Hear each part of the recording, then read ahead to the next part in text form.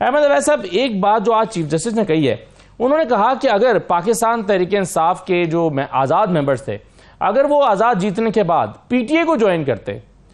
تو یہ ایک پرفیکٹ اور سٹرونگ کیس ہوتا سنی اتحاد کونسل کو کی بجائے اگر وہ پی ٹی اے میں جاتے۔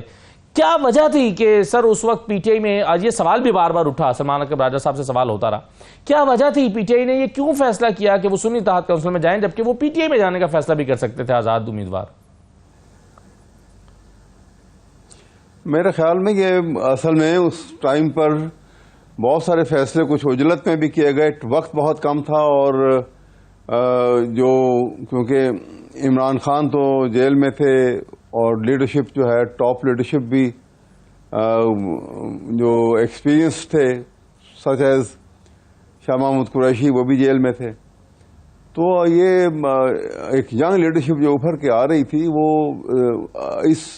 نئی سچویشن کو اور اس کرائسس کے اندر اس کا نبٹنے کے لیے کیا حکمت عملی بنانی ہے، شاید اس سے پوری طرح سے وہ تیار نہیں تھے، اور انہوں نے یہ سوچا اس وقت کہ جتنی جلدی ہو اس وقت میں گیون ٹائم کے اندر 3 دن کے اندر یہ فیصلہ کرنا ہے، اور وہ فیصلہ اس طرح سے ہو گیا۔ لیکن بہرحال ایک بات تو ہے کہ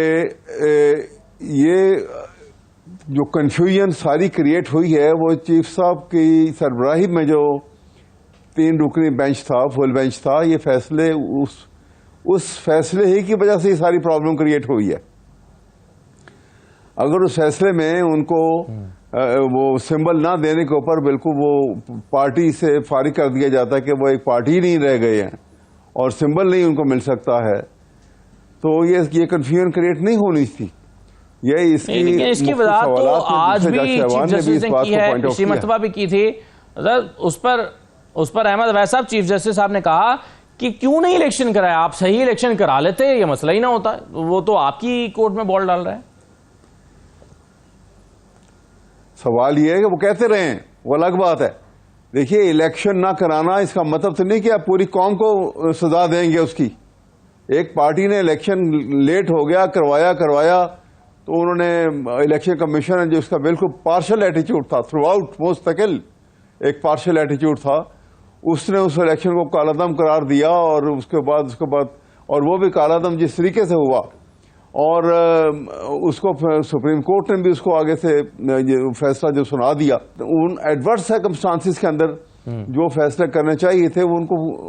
مجبوراً بہت سارے ایسے فیصلے کرنے پڑے۔ صحیح ہے، لیکن سر آپ اس چیز کا ذمہ دار سپریم کورٹ سے پہلے الیکشن کمیشن کو سمجھتے ہیں، لیکن ایک آرگومنٹ پہلے بھی چیف جسٹس قاضی فائز صاحب اپنے ریمارکس میں کہہ چکے ہیں۔ احمد اویس صاحب یہ بتائیے کہ آپ اس وقت آپ کی پی ٹی آئی کی پالیسی کیا ہوگی یا کیا ہونی چاہیے، کہ کیا سپریم کورٹ سے ڈیکلیریشن کیا لینا چاہتے ہیں کہ اس وقت کے جو آزاد امیدوار تھے وہ کیا پی ٹی آئی کے ممبر تھے؟ اگر وہ تھے تو پھر سنی اتحاد کونسل میں نہیں جا سکتے، اور اگر وہ نہیں تھے اور سنی اتحاد کونسل میں جا سکتے ہیں تو پھر معاملہ بالکل مختلف ہو جائے گا۔ تو آپ کیا سمجھتے ہیں کہ ایکچولی آزاد امیدواروں کا سٹیٹس کیا ڈکلیئر ہونا چاہیے؟ دیکھیے سوال یہ ہے کہ اب اس سٹیج کے اوپر یہ تو شروع میں یہ ساری جو ہے کنفیوژن جو ہے وہ اب آپ کچھ کہہ لیجئے، پر وہ اگر انہوں نے رات کے 10 بجے فیصلہ سنایا اور وہ اس وجہ سے اب یہ it will be late in the day کہ اگر اب یہاں پہ اپنا سٹانس بدلیں، ان کو اسی پہ اسٹک کرنا چاہیے کہ دونوں کی ایک پوزیشن ہے، اب جوائن کر لیا ہے تو ٹھیک ہے کر لیا ہے۔ اب سپریم کورٹ ایون دین جو ہے وہ سو موٹو بھی نوٹس لے سکتے ہیں اور سبسٹانشل جسٹس کی طرف بھی جا سکتے ہیں۔ آرٹیکل 187 جیسے جتون صاحب نے کہا کہ وہ کمپلیٹ جسٹس کر سکتے ہیں کہ اختیارات ہیں ان کے پاس کرنے کے لیے۔ دیکھنا یہ ہے کہ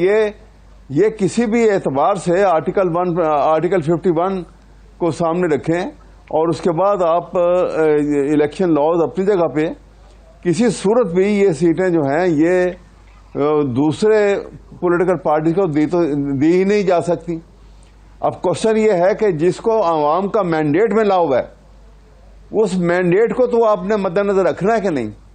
پاکستان کے عوام نے ایک مینڈیٹ دیا ہے۔ اس نقطے پر آپ کیا کہتے ہیں؟ آپ چاہتے ہیں کہ سنی اتحاد کونسل کو ملیں، لیکن الیکشن کمیشن نے اپنا جواب میں ایک نقطہ اٹھایا ہے۔ الیکشن کمیشن یہ کہتا ہے کہ غیر مسلم جو ہے وہ سنی اتحاد کونسل کا ممبر ہی نہیں بن سکتا ان کے آئین کے مطابق۔ تو پھر آپ کیسے جو اقلیتوں کی نشستیں ہیں وہ سنی اتحاد کونسل کے لیے مانگ رہے ہیں، یہ کیسے ممکن ہو پائے گا اس آئین کے ہوتے ہوئے؟ نہیں، اب یہ دیکھیں، یہ بات یہ ہے کہ یہ دونوں چیزیں سامنے آئی ہیں نا. آج کی جو بحث ہوئی ہے وہ راجہ سلمان صاحب نے تو اس کے اوپر بھی جو کافی لمبی آرگومنٹس کی ہیں، اور اس کے اوپر بڑا وہ ایک اچھا یہ کوشچن رائز ہوا تھا. لیکن وہ یہی تھا کہ پہلے جب انہوں نے پٹیشن دائر کی اس سے آبجیکشن لگا، instead of filing appeal against the objection انہوں نے اس کو آگے ٹیک اپ نہیں کیا. سوال تو یہ ہے کہ یہ دونوں چیزیں سامنے آ جانی چاہیے، اور سپریم کورٹ جو ہے وہ اس کے اوپر ایک ڈیٹیل ایک اچھی ڈیلیبریٹڈ ججمنٹ جو ہے وہ دے سکتا ہے. سپریم کورٹ یہ ججمنٹ دے سکتا ہے اس کے اوپر کہ یہ مینڈیٹ عوام کا جو ہے وہ جس کے لیے ہے اس کے مطابق یہ سیٹیں انہی کو جانی چاہیے، یہ سیٹیں کسی اور کو نہیں جا سکتی ہیں. اور کیونکہ آرٹیکل 51